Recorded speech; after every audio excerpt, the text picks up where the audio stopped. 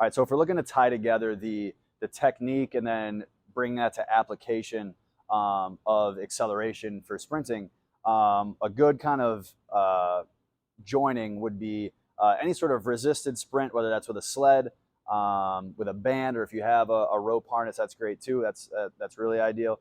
But in this case, we're going to talk about the sled sprint. So obviously, first and foremost, we want to make sure that the technique of it is where it needs to be. Because if we're missing the technique, then we're still going to get some force production adaptations, but it's not going to be as specific or as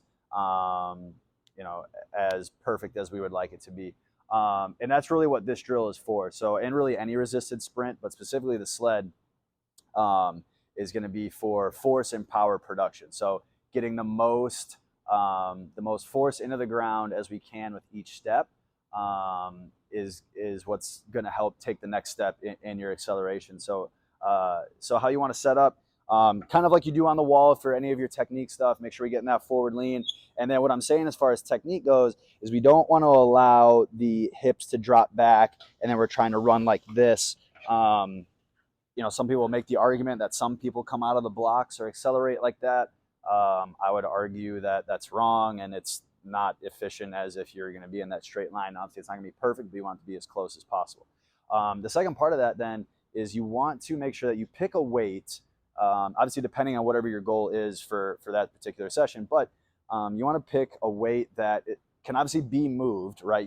It's a sled sprint, so you want to make sure that you're actually moving fast enough to call it a sprint or even a run, but it can't be light enough to where you might as well just be sprinting as it is. So usually a good rule of thumb is about half your body weight. So I weigh 180, so I put 90 pounds on the sled.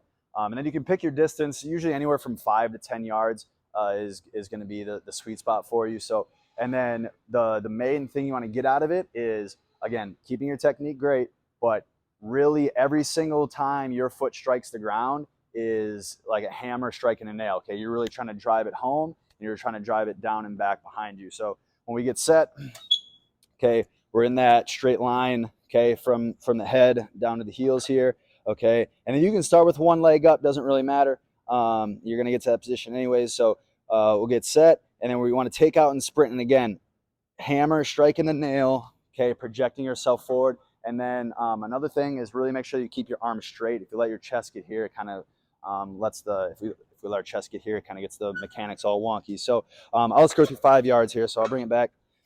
Okay, we'll get set, and it's strike, strike, strike, strike, strike, strike, strike. Okay, again, the whole point is power production, force production. Okay, so every time, okay, your foot is trying to strike the ground harder than it did the last.